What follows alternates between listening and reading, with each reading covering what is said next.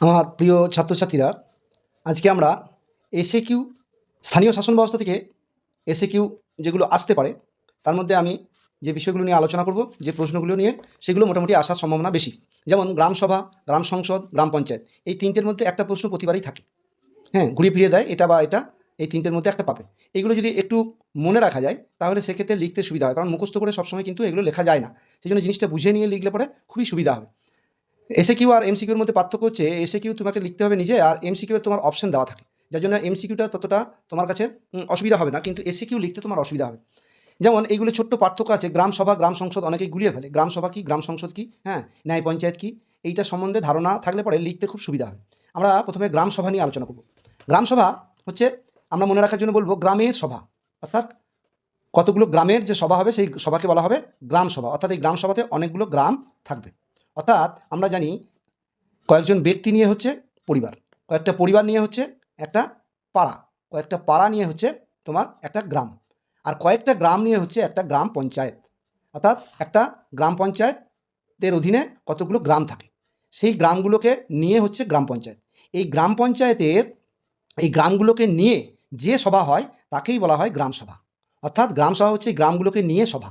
এক কথায়, এই সমস্ত গ্রামকে নিয়ে যখন একটা সভা ডাকা হয় তখন সেটাকে বলা হয় গ্রাম সভা। এই গ্রাম সভায় সবসময় প্রধান বা উপপ্রধান, প্রধান না থাকলে উপপ্রধান সভাপতিত্ব করে, এবং এই টোটাল গ্রাম পঞ্চায়েতের যে উন্নয়ন, কী উন্নয়ন করা হবে, কোন কাজটা আগে করা হবে, এই বিষয়ে তোমার আলোচনা এখানে স্থির হয়। এটাকেই বলছে গ্রাম সভা। গ্রামের সভা মনে রাখার চেষ্টা করবে, গ্রামের সভা অর্থাৎ গ্রামগুলির সভা। ঠিক আছে? এবার এই প্রত্যেকটা গ্রামে একটা পঞ্চায়েতের আন্ডারে কতগুলো গ্রাম থাকে, ধরো 7টা বা 8টা গ্রাম আছে। হ্যাঁ, তো সেই 7টা 8টা গ্রামে, হ্যাঁ, গ্রামের প্রত্যেকটা গ্রামে একটা করে সংসদ আছে, প্রতিটা গ্রামে।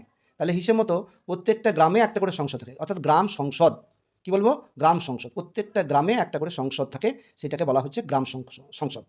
এই গ্রাম সংসদ যখন টাকা পয়সা আসে গ্রাম পঞ্চায়েতে, তখন প্রতিটা গ্রাম সংসদের একটা করে মিটিং হয়, দিয়ে স্থির করা হয় যে কোন কোন কাজ, কোন কোন ডেভেলপমেন্ট একটা গ্রামের জন্য করতে হবে, কোন একটা গ্রামের উন্নয়ন কীভাবে করবে সেটা গ্রাম সংসদে ঠিক হয়। এবং তার জন্য একটা কমিটি করা হয়, সেই কমিটি কাজটা দেখাশুনো করে, যাকে বলা হয় বেনিফিশিয়ারি কমিটি। এইটাও অনেক সময় পরীক্ষাতে পড়ে যে বেনিফিশিয়ারি কমিটি কী। অর্থাৎ গ্রাম সংসদের মিটিংয়ে ঠিক হয় একটা কমিটি, সেই কমিটি কি করে না গ্রামের এই কাজকর্মের দেখাশুনো করে।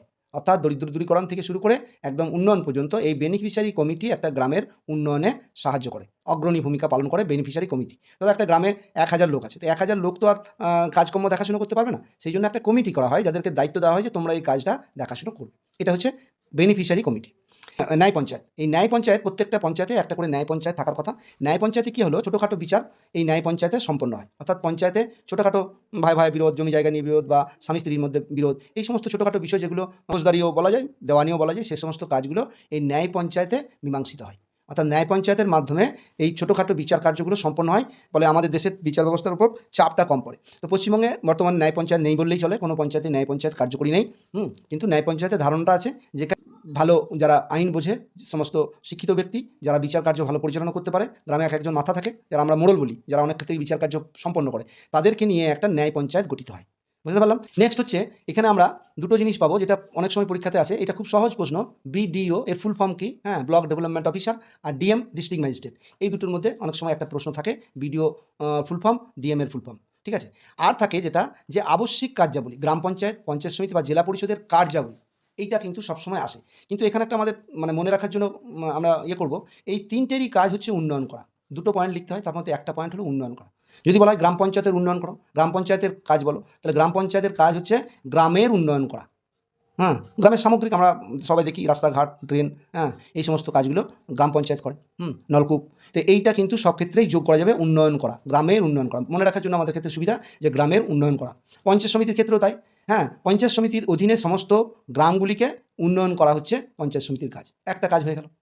আর জেলা পরিষদের ক্ষেত্রেও তাই, যে সমস্ত জেলার উন্নয়ন করা, সমস্ত জেলার তোমার উন্নয়ন করা। তাহলে এইটা মনে রাখতে সুবিধা হবে, এই জন্য তোমার অনেকগুলো কাজ থাকে, তার মধ্যে এটা মনে রাখার সুবিধার জন্য আমি বললাম, এটা লিখলেও তোমরা নাম্বারটা পাবে। আরেকটা বিষয় মাথায় রাখতে হবে, সেটা হচ্ছে বেশিরভাগ ক্ষেত্রেই সকলেরই কার্যকালের মেয়াদ দেয়। গ্রাম পঞ্চায়েত প্রধান থেকে শুরু করে একদম রাষ্ট্রপতি পর্যন্ত সকলের কার্যকালের মেয়াদ জানতে চাই, প্রশ্নতে থাকেই, একটা না একটা থাকবেই।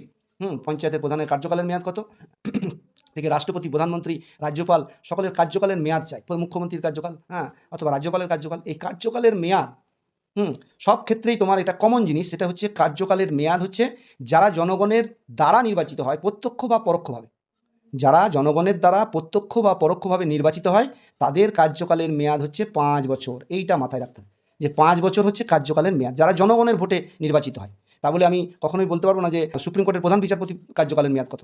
ওটা তো একটা চাকরি, ওটা চাকরি, ওর কার্যকালের মেয়াদ তোমার সরকারি চাকরি অনুযায়ী 65 বছর। হ্যাঁ, আর হাইকোর্টের বিচারপতির কার্যকালের মেয়াদ 62 বছর, সেটা চাকরি করে। কিন্তু জনগণের দ্বারা যারা নির্বাচিত হয়, যেমন গ্রামের প্রধান, পঞ্চায়েত প্রধান থেকে শুরু করে একদম রাষ্ট্রপতি পর্যন্ত আমাদের নির্বাচিত শাসক, প্রত্যক্ষ বা পরোক্ষ, পরোক্ষভাবে রাষ্ট্রপতি নির্বাচিত হয় আর ডাইরেক্ট নির্বাচিত হয়। হ্যাঁ, যারা তাদের সকলের কার্যকালের মেয়াদ ডাইরেক্ট বা ইনডাইরেক্ট যেটাই হোক, তাদের সকলের কার্যকালের মেয়াদ হচ্ছে 5 বছর। এটা মাথায় রাখতে হবে যে নির্বাচিত যারাই হচ্ছে তাদের কার্যকালের মেয়াদ 5 বছর।